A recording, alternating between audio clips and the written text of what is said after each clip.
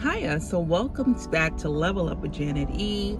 Hope you had a great start of the year. We're going into March right now, going into Easter, as well as, Women's History Month. So there's a couple of things going on this time of year. And of course, we're going into spring, so it's getting warmer. Lovely. Hope you're enjoying it just as much as I am. So you see I have my sunroof open. It is nice and warm out here in Atlanta. All right, so today on Level Up with Janet E, or this month, we're going to talk about you are what you speak. So what you say out of your mouth is what you will become. So we're going to look at 3 different things that we can focus on to make sure that we are speaking right. All right, so I'm going to see you soon.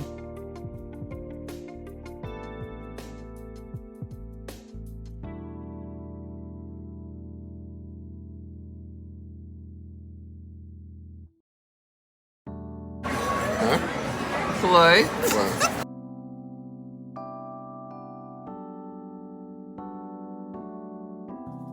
All right, so we are back on Level Up with Janet E. So a couple of things. I'm going to keep this brief, this Level Up with Janet E, because there's a lot going on. I have, me and my daughter have a show coming up in a week and a half, or like a week and a day, through our dance company. And then also, of course, there's Resurrection Sunday, making sure that we celebrate our Lord and King Jesus. And then recently I just had art exhibit for Women's History Month, where they gave recognition for women who are inspiring and have persevered through. So I thank you so much, giving glory to God for that, because He is the one that got me through everything that I've gone through and made it to the other side, and still going through that journey, and same journey that I'm on with you, my Level Up lovelies. All right, so we're going to talk about today making sure that we are what we speak. We are what we say. So what comes out of your mouth, whether it's positive, negative, whether it's uplifting or downtrodden, will have an effect on how not only you feel about yourself, but how other people feel about you as well. So, have you ever been around a person who just speaks negative all the time, is always, speaking ill will of not even others, but maybe of themselves, or, hey, the weather's bad and I hope it doesn't rain and my foot hurts and, I'm tired of work and, I wish I would just go to bed and sleep. And, so they're not speaking uplifting things. So have you ever been around that type of person? I have.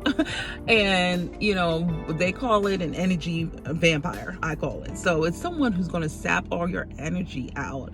And for me, that, that doesn't add anything to the environment, or that doesn't add anything to the atmosphere. And I'm outside, so you might hear background noise. But it truly doesn't add anything to the environment and to the atmosphere if we're having someone who's bringing that type of energy. Because think about it, you are, building a conversation with that person, you are breaking bread with that person, and if they're not speaking what we call life, this is the first one that I'm going to talk about, if they're not speaking life and positivity, then what are they bringing to the table for you at that point in time? Now let me differentiate and separate grief, or someone going through something, or you're allowing someone to vent, separate from someone just always downtrodden and bringing negativity. So of course we all have times where we want to vent, where we're going through something and we want to just kind of woo-saw it out by talking it out. There are those times, but it shouldn't be all the time. So the Bible talks about that joy comes in the morning. So we may have tribulations and trials, but that's a season. It should be a season, not an ongoing situation, because God is there to get us through to the other side. So one of the things I want to talk about, I'm going to talk about 3 different ways that we can kind of speak through and be able to manifest what we're looking for in our lives through God, and make sure that we're focusing on the right things. So the first thing is speaking life. So speaking positivity, as I've been talking about. So, God tells us that, we want to speak life. Life and death are in the power of the tongue. So if we're speaking death, then we're speaking, we're pouring that on ourselves, not necessarily a physical death, but spiritually, a succumbing to what's going on around us. And so oftentimes, if we're looking at that narrow focus of what's going on around us, it can take us off task, off focus on what's really important, which is focusing on God and his promises, focusing on God and his word.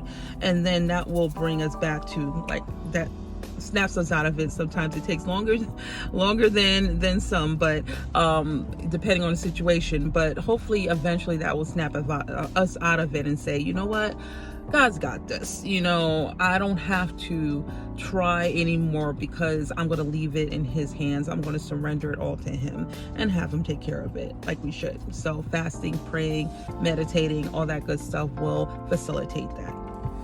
Okay, so next, I want us to speak gentleness. So gentleness is one of the fruits of the Spirit. So that's going to be something where we want to make sure that we have a gentle spirit when we're speaking to people, and that we are building up, people as we're talking to them. So not only are we speaking to them positively, but if they once again are going through something, like they're venting or they're going through a situation, we want to provide love, gentleness to them. So in Luke 6:45, it says that a good person produces good things from the treasury of a good heart, and an evil person produces evil things. And then also talks about the lips of the godly speak helpful words, but the mouth of the wicked speaks perverse words. So, and then it talks about a gentle answer deflects anger, and this is Proverbs 16:1. I think that's 15:1. I'm sorry. A gentle answer deflects anger, but harsh words make tempers flare. So gentle words are a tree of life, a deceitful tongue crushes the spirit. So that's Proverbs 15:4. So all of these verses kind of converge to that gentleness is the key. So as we're speaking to people to have a gentle spirit, that doesn't mean that we're passively not listening to them and not paying attention to them. That means that we're listening to them with God's heart. So God is gentle towards us. The Holy Spirit is gentle towards us. He comes in like a gentleman. He doesn't intrude himself on us. So this is the same characteristic way that we want to be with people when we are speaking to them. We want to be gentle in our words. We want to be gentle even when we're giving something, a rebuke, or something that may be harsh or may seem like something that would come through harshly. We still want to be gentle and give it with love, because once again, that's also how we want to be treated as well, I would think. 1, and for 2, that is what God mandates from us as children, as his sons and daughters. We can't be like the world, harsh and abrasive. We have to be like children of God, and that gentleness, once again, is a fruit of the Spirit.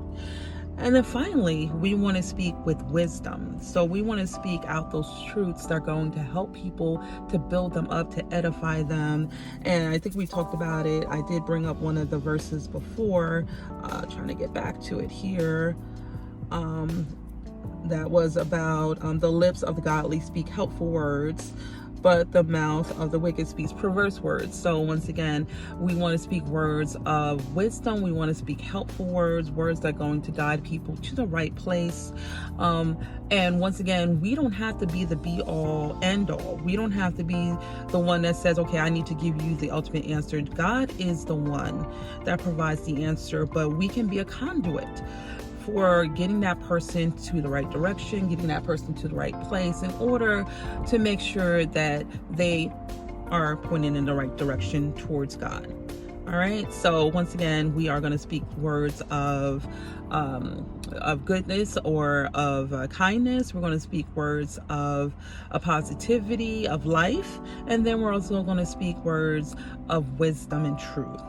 Okay, so, and if you do those things, once again, if that's something that you're working on and that's a challenge for you right now, just meditate, pray on it.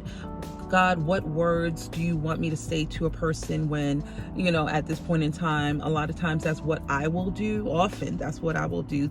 God, let my thoughts be your thoughts. Let my ways be your ways. Let my speech be your speech. Let me say what you want me to say when you want me to say it, because there's also a timing factor to it as well. Not only what you say, but how you say it and when you say it.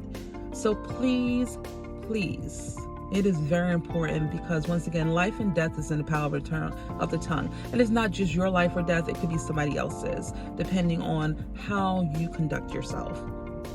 Okay, so I love you, my lovelies, all day, every day, as always. I hope you have a blessed Resurrection Sunday and Easter. And as we go into spring, we're going to talk about some things of building you up and making sure that you're shored up as you go into the summertime. All right? Mwah! I will see you in a couple of months, and make sure that you comment, like, subscribe to this content. I always love to hear your feedback, and I love you guys so much. God bless. Take care.